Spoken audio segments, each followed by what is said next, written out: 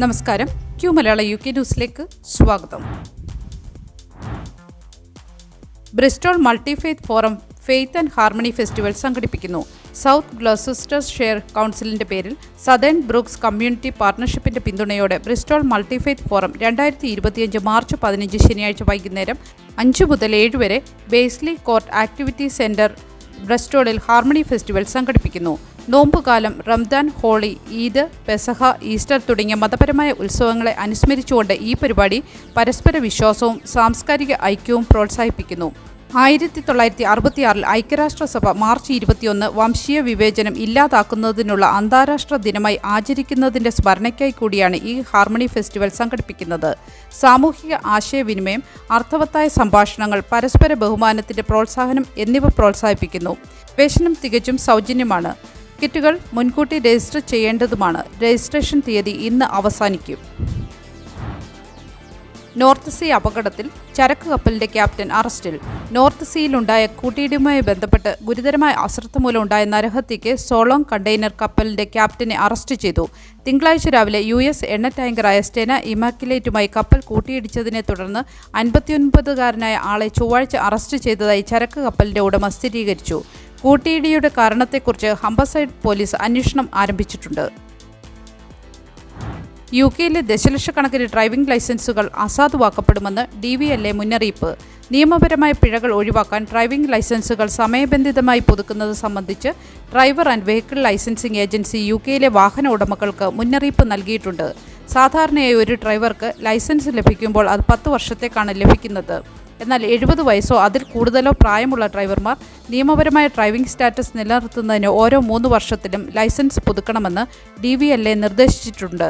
അങ്ങനെ ചെയ്യുന്നവരിൽ പരാജയപ്പെടുന്നത് പിഴയും അസാധുവായ ഇൻഷുറൻസ് ഉൾപ്പെടെയുള്ള സമാനമായ പിഴകൾക്കും കാരണമാകും. ലൈസൻസ് പുതുക്കാതെ വാഹനം ഓടിക്കുന്നത് കണ്ടെത്തിയാൽ 1000 പൗണ്ട് വരെ പിഴ ചുമത്താം. ഡീപ് ഫേക്ക് കോളർമാരെ കണ്ടെത്താൻ HMRC ആൻറ്റി സ്പൂഫിംഗ് സോഫ്റ്റ്വെയർ ഉപയോഗിക്കുന്നു. ഉപഭോക്തൃ സേവന കോളുകൾ വേഗത്തിലാക്കാൻ HMRC വോയിസ് റെക്കഗ്നിഷൻ സാങ്കേതിക വിദ്യ അവതരിപ്പിച്ചു. HMRCയിലേക്ക് വിളിക്കുന്നവർക്ക് കോളുകൾ വേഗത്തിലാക്കാൻ അവരുടെ ശബ്ദം പാസ്വേഡായി ഉപയോഗിക്കാൻ കഴിയും.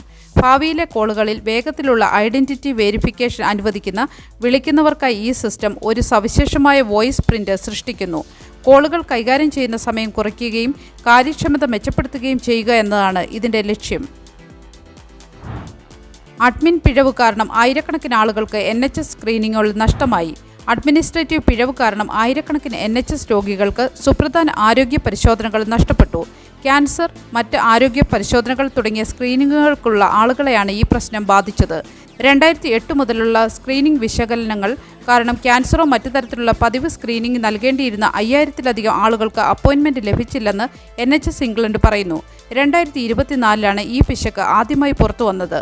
ആകെ മൊത്തം 5261 പേരെ ഇത് ബാധിച്ചിട്ടുണ്ടെന്ന് NHS ഇംഗ്ലണ്ട് കണക്കാക്കുന്നു.